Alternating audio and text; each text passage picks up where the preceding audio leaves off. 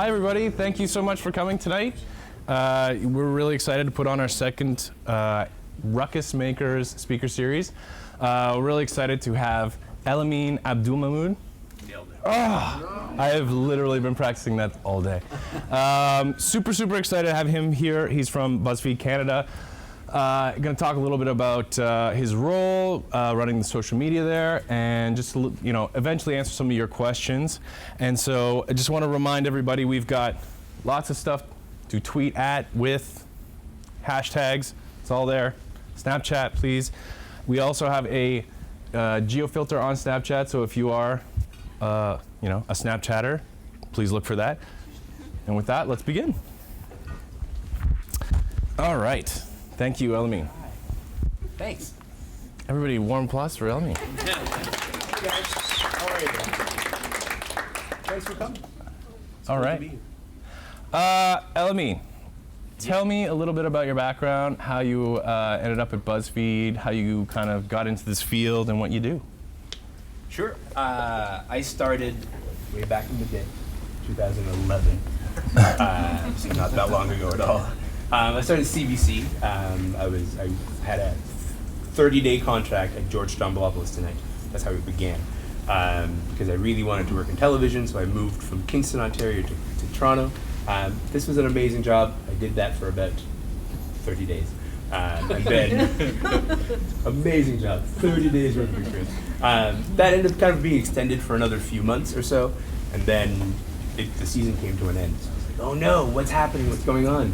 These TV shows have seasons. I have to leave this and find something else. So I left it to go to news.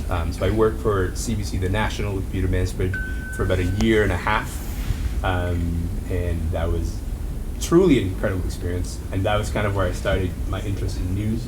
And then after that, went to The Agenda with Steve Paikin, purely because they were looking for an online person. And The National, while I loved The National, I really didn't believe that in 5 years' time, most people will be getting their news, at 9 p.m. in front of a television. Thank God that was right. After The Agenda with Steve Paikin, so I was there for about another 2 years, and then BuzzFeed Canada started moving into town, and so that's when I jumped on that opportunity. Amazing. Yeah. And you mentioned they moved into town. They're obviously spreading regionally, like wildfire. Is there, or are there, everybody in this room I think can identify with, at some point in their careers, working with a US counterpart who helps either dictate or steer or flat out tell you what you can do. So how is the main BuzzFeed brand sort of influencing the Canadian brand? Are you guys out on your own? Tell us a little bit about that. Well, I think the lucky thing about expanding into Canada, and actually expanding everywhere else, is that there was obviously interest in the BuzzFeed voice in Canada, but also in the UK, which is probably our second biggest office. In Australia, we have a Russian office, which is literally one person. It's incredible. France, Germany, all of the offices that we've opened, a lot of traffic was being generated for BuzzFeed, and there was a lot of interest in content that's specifically tailored to that country. And so for us, it was a no-brainer to take on the voice of BuzzFeed and apply it to stuff that Canadians kind of care about. And that's how BuzzFeed Canada was born. We actually just turned 1, I think, maybe a few weeks ago. We're gonna have a party in June. Thank you. Super excited about it. So there was a lot of interest in just the BuzzFeed voice, but as applied to Canadian content, and that's kind of how that was born. On that subject, did you guys ever look at something that the UK is doing, or even the Russian office/person is doing, and say that would be amazing? Can we just reappropriate it or spin it, or do you guys are you influenced by those regions, or do you just sort of head down relevant for a Canadian audience? Well, I think every office is actually pretty autonomous. We get a lot of freedom to do what we think is best for our audience. But you know what? There's a weekly and a daily email that is sent with all the frames that worked really well for other places. I think there was a frame, and by frame I just mean someone created a list that was interesting and it did really well in a country. So we're let's try to do that list for here. So I think an example is 25 signs you were raised British. We would look at that and be how could we apply that to Canada, and would that do well? And in the case of that one, absolutely killed because every person and I think every culture wants to see themselves reflected in that sense. So in that element of it, it's like a global pool of ideas that we all get to kind of pull from and reapply. But it's also a lot of like our own stuff. Sure. Yeah. And how big is your content team? We're really tiny. We're actually one of the smallest, not the smallest, but one of the smallest. There's about 10 of us. So there's 2 of us that do politics. We have a political editor and a reporter. They're based in Ottawa. And then here we have what we call Buzz. And so Buzz is just like all the fun, light stuff that you see all the time. The quizzes, the lists, that's Buzz. And then there's also what we have, it's called social news. So when you see a story that is doing really well, I don't know, a grandmother got to, have her dream wish of meeting these firefighters, real thing that happened. We would report on that because we have interest in it. So social news is separate from Buzz, but like all of that is a lot about like, the fun stuff or the stuff that people are kind of talking about. On that, you and I just talked about this real briefly a second ago, and you guys get kind of low blows about clickbait and things like that. But the reality is, in a time where negativity rules the internet a lot of the time, you guys do celebrate these good news stories, and you guys do kind of pull these sort of maybe obscure things that people aren't seeing and bring them to the forefront. Talk a little bit about, your guys' sort of focus on good news content. Sure. I think for us, there's no story that's too, too small. If someone cares about a particular story, if people are talking about it, that is something that's interesting to us. Because what we're interested about is the conversation that's happening. And so a lot of people will look at our content and be like, that's just clickbait, like no one cares that this story happened.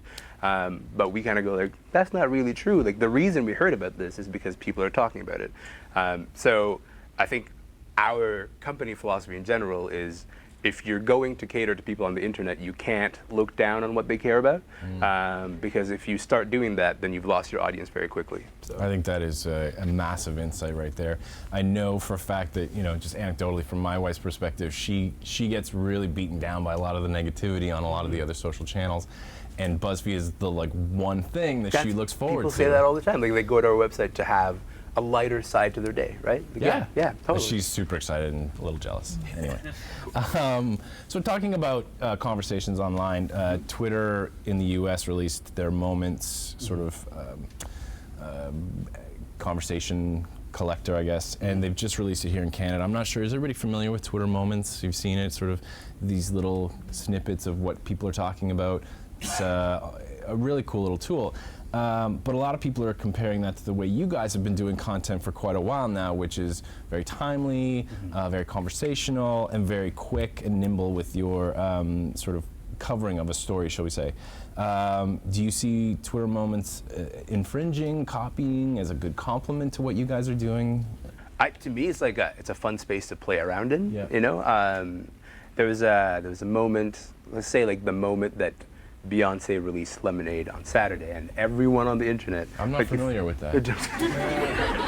Where have you been? It's been a big weekend.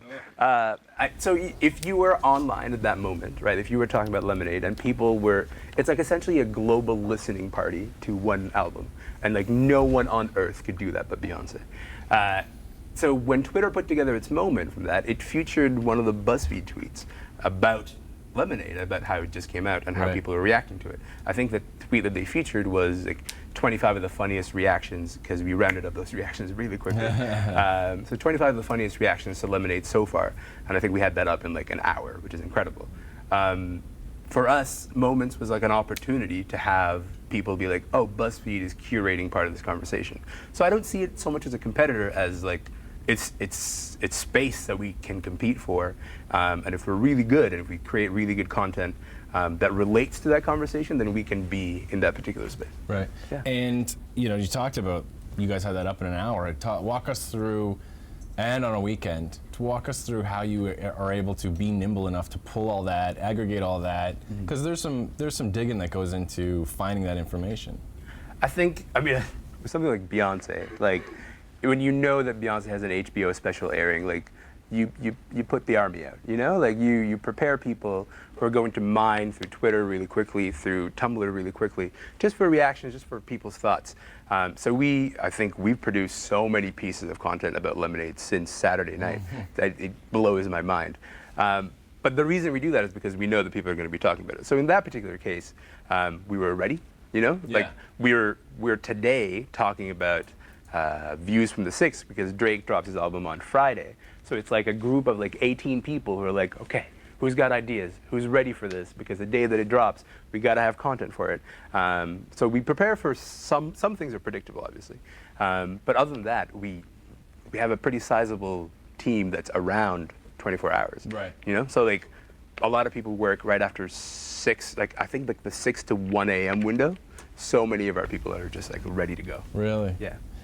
On the flip side of that, is there ever a slow news day where you're sort of struggling to like, guys, what are we going to put up today? Well, but the fun of that is we get to create fun quizzes or just fun, silly things that people care about on those days, so that it's never really like slow for us. I don't think, like if there's nothing happening in the world, then we're creating the conversation. A good example of that is the dress. Like, you guys know the dress? You know the dress. So the dress became the second most viewed BuzzFeed post, but the dress came about from one of our Tumblr editors just going through Tumblr and seeing this weird conversation that was happening where these people were disagreeing about the color of the dress. Any normal person would have just scrolled past that and been like, I'm done with this. This doesn't make any sense.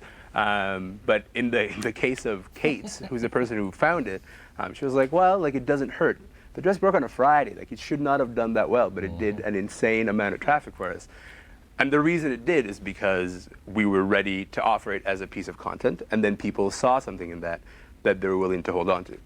And I think, just to add the last thing to that, is that, like, part of the name of BuzzFeed is, like, keep feeding the buzz and something will happen. And for us, if something is doing well, we feed that fire, and if it's not doing well, we kill it. Like, we just stop promoting it because, like, what's the point? Sure. Yeah. And I've heard anecdotally from different people who, you know, work at BuzzFeed over the years, like, analytics plays a big role in what you guys do. You track things, you A/B test things, and I think, again, a lot of people don't necessarily assume that you guys put that kind of nuance and thought into stuff. Can you walk us through a little bit about where measurement plays a part in what you guys do and the content that you create? So I've been with BuzzFeed for about 8 months now, and before I joined BuzzFeed, our founder Jonah Peretti had this quote, I think like maybe 2 or 3 years ago, where he said, "I actually don't think of BuzzFeed as a media company. I think of BuzzFeed as a technology company first." And I read that and I was like, I don't know what you're talking about, Jonah. And then I got to BuzzFeed, and the amount of data that's available to not just me, but to anybody at BuzzFeed is just absolutely incredible. Everything that we do is data-driven. So we know what frames work because we have the data on them. If you share something on Facebook and then you share it from her Facebook to your Twitter, like, we'll know that it took that path because we're really interested in tracking that, because we want to know how things are sharing from one platform to the other. The one metric that's most important to us is social lift, which is something that's proprietary. Like, we kind of created it, and the way that we created it is to measure not how many people are coming to this, but how many people are sharing it from one platform to the other. So for us, like, that's the data is super interesting. And then the other element of it is 75% of content that's created by BuzzFeed is published on other platforms. It's not published on our website. It's published on it's published directly on Facebook or Tumblr or Twitter or Snapchat. So we have to be able to track how people are interacting with that. Sure. So for us, like, data is everything. We have so many data points that we collect on a daily basis. When I get in the morning, I have 3 different data reports that I look at just to see how the day before that went. I don't necessarily have to follow everything that those reports say, but I have that judgment call, you know, in terms of, like, this is what you need to know. Well, at least you're armed with the insights That's to be right. able to disregard them or use them as necessary. That's right. On that subject a little bit, you know, I think you're talking to a room full of marketers here who all very much have target audiences that they're, you know, going for and trying to speak to on a regular basis. Do you guys, you know, talk a little bit about how you target? Is the same piece of content sort of served up in a different way to different people? You know, where does that audience targeting come into play? Do you mean in terms of a content that's created? So what's interesting for us in Canada is that there's only so many of us. So all of our content is something that we put out to all of our audience. Right. But if you're talking about like the main account, the main BuzzFeed account will create a piece of content and be like, this would be best served to, I don't know, like British people. And they're more likely to use targeting. But for us, we just kind of spread it to our entire Facebook page, which is not very big. We have about 82,000 followers. That's a problem a lot of people in this room would love to have. Yeah, that's It's kind of an issue for us. And the reason it's an issue for us is because, so like I took over this page 7 months ago, and it was at 22,000. And a lot of other pages have actually managed to achieve insane levels of growth. Like BuzzFeed Espanol, which launched in December, was able to get 200,000 people in a month. I don't know how they did it. They're magicians. That's definitely I don't know how they did that, but it's amazing to me. But for someone like me, I'm concerned about targeting as many of the 82,000 people as I can get. Yep. There are a few, there are a few key things. Like I never do a post. Like my highest posts are the ones that are between 7 p.m. and 10 p.m. So I save my best post for that time. So if I get a post that's like, I think this particular quiz or this test or this, list will do amazingly well, I'm actually going to hold it. I'll hold it until, like, I think my highest performing time is 9, 10 p.m. That's when, for some reason, the people that follow us go crazy. And they're all like, yeah, we'll share this. This is the best. So it's a matter of, like, knowing your page and what they're interested in, what will challenge their taste and what won't. We did a list that was, like, Caillou re-illustrated as a bunch of movie characters. Guys, people hate Caillou so much, like with vitriol. It's incredible. But what we learned is that there is actually like a point of peak Caillou. Is that helpful to me about my page? Of course it is, because then I can know that I don't have to keep doing that particular piece. People hate Caillou. As a parent, I can totally get on it. Like they feel so. You've no idea how strongly they feel. 10 people like unfollowed us based on one Caillou post. That's how much they hate it. I'll never get them back. I feel it. Not with Caillou, you won't. No, absolutely not. So, one of the things you guys do really well is incorporate brands into the page. Brands can bring their own lists and do branded content in there. Talk a little bit about the process of how brands, and maybe some especially good cases of how brands have used the platform, whether it's in the US or here, in your experience that you've seen. Sure. I feel it's important to state up front that, like, as a member of the editorial team, like, we don't touch sponsored content. There's a very rigid separation between us and all the sponsored content that we do. This said, I often click through to our own sponsored content because our ad team is so good at creating stuff that even I will want to use, knowing that it's an ad. So we have 3 salespeople here who will work with a specific brand to develop, whether it's a quiz or whether it's a list, whatever they might need. I think one of the best examples that I've seen recently is Molson had one. I think it was Molson. Or Coors, I'm not sure. But they had one where I think it was like a list of the best cabin bars in Canada, like at the top of mountains. And that's all it was. And it was like one of the coolest lists I'd ever seen. And I want to go to all those bars, like not to drink Coors, but just to go to them because they was kind of really amazing. Those are some of the things that our ad team will sit and be like, what is a thing that's related to whatever you do that isn't so obvious that people will just be like, no, I'm not clicking this. I think my favorite one was a quiz that the Visa Canada did, and it was, can we guess the last thing you bought online? And I was like, try me. And it was like, you bought shoes. I was like, no, it wasn't shoes, but it doesn't matter because it was like a really fun quiz. That's really great.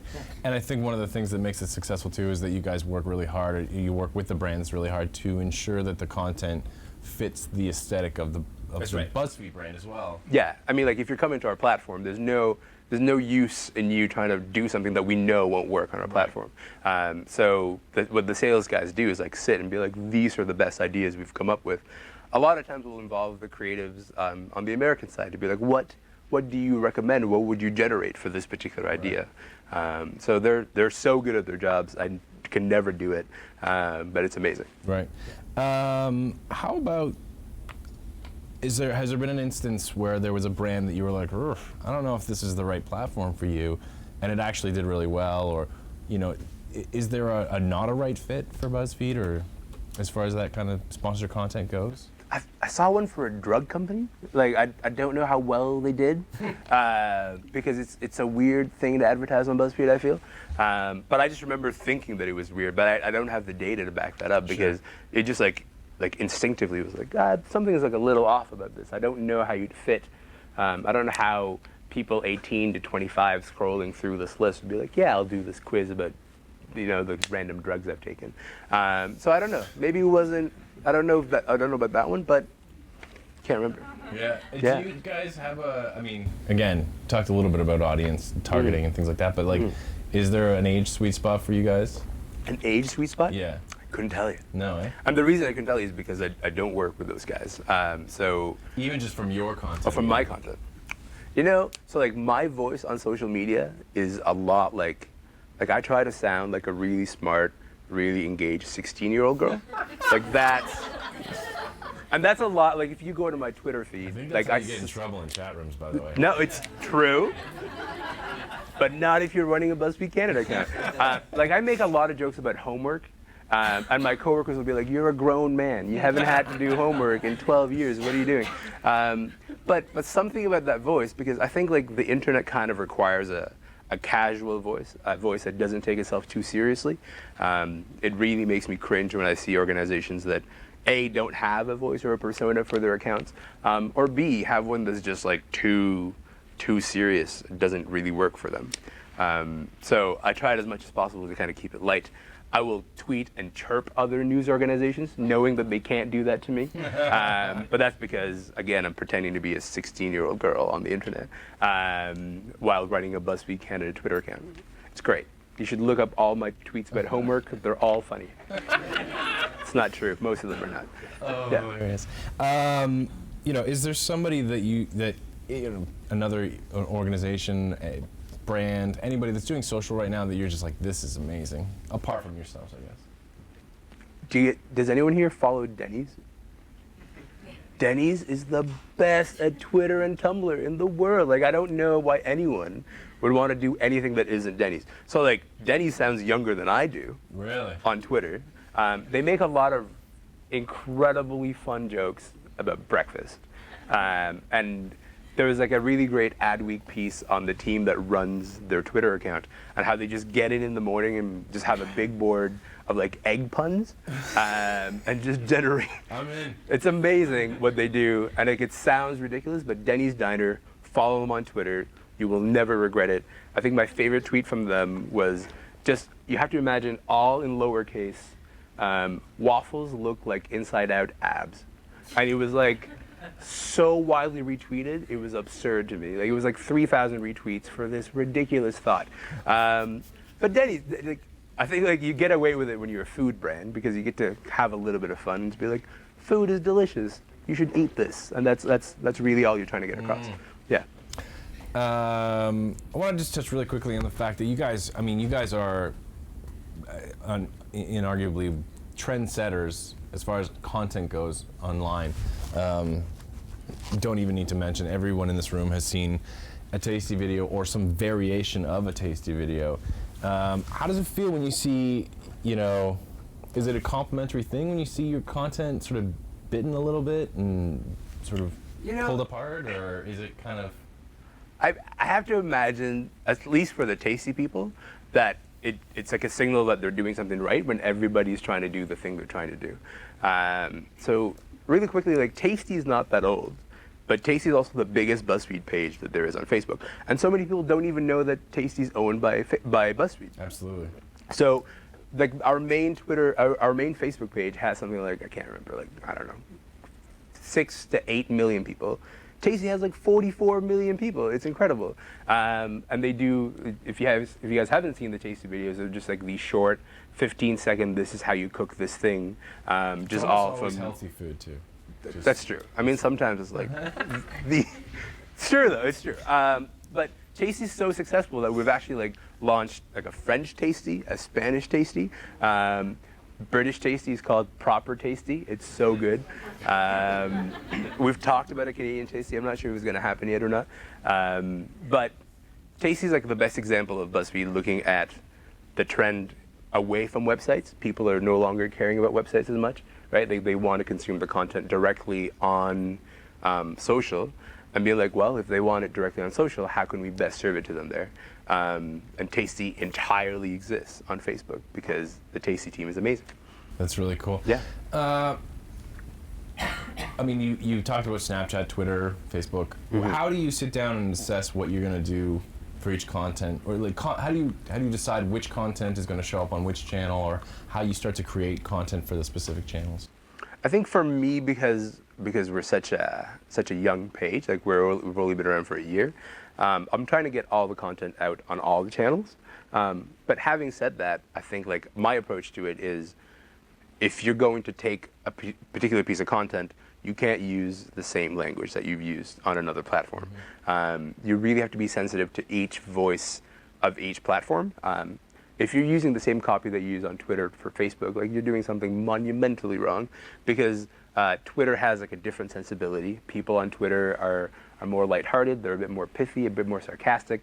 On Facebook, they want like succinct and kind of friendly, you know? Like that's the best way I can describe it. Just be like, keep it brief and keep it like your best, like you're their best friend.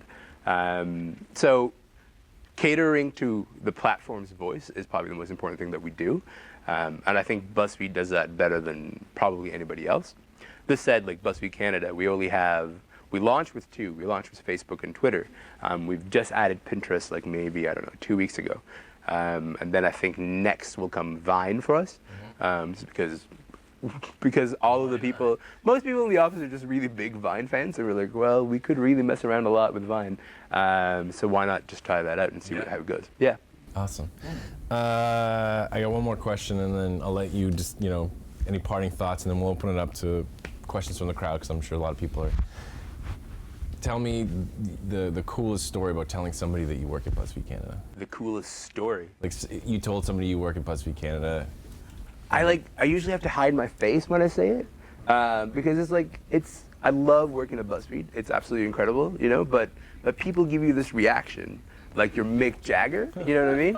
And I'm like, no, like I just go to a job, and there is where I do my job, and it is a fun job, but like it's not like the Try Guys from the video are just like rollerblading around me, you know what I mean? Like it's not one of those environments. It's not like I'm sitting in a space chair that is also a beanbag chair,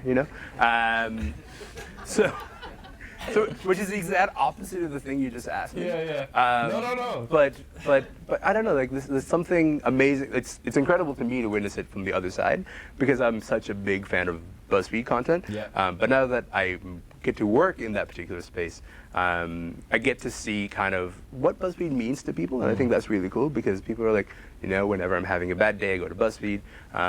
They will often ask me, hey, did you see that thing on BuzzFeed? And like, chances are no. Like, we publish so many pieces of content every day that there's no way I would have seen that particular thing. If it didn't come from the Canada office, probably not. No, I probably didn't see it. So, it's been a fun thing to manage. It's been great. That's really cool. Yeah. All right, is there anything you want to mention that we didn't get the chance to talk about? Just real quick, all of you, delete your websites. No, I'm joking. But sort of joking. Listen, like it's a thing that I've been talking about a lot, and it's sort of this really interesting move that's happening where people are no longer caring about websites, or maybe they'll go to your website for like 12 seconds to be like, what is going on here? But if the ask that you have of your audiences and your customers is to keep going to your website, I think eventually that will actually detract from your relationship with them. Pretend like you're one of their best friends. Hang out with them on the platform that they're interested in hanging out in. Make jokes, pretend to be a person. You don't have to be a 16-year-old girl, but you have to be kind of a person who's real and who cares about the same things that they care about. I think that's been the most interesting move that we've been making as a company onto platform direct publishing, and I think it's the sort of the next thing that's going to happen, so people should pay attention to it. That aha moment. Yeah. I love it. All right, man. Thank you so much. No worries, man. My pleasure. With us. No pleasure. Thank you. Thanks so much. Thanks, guys.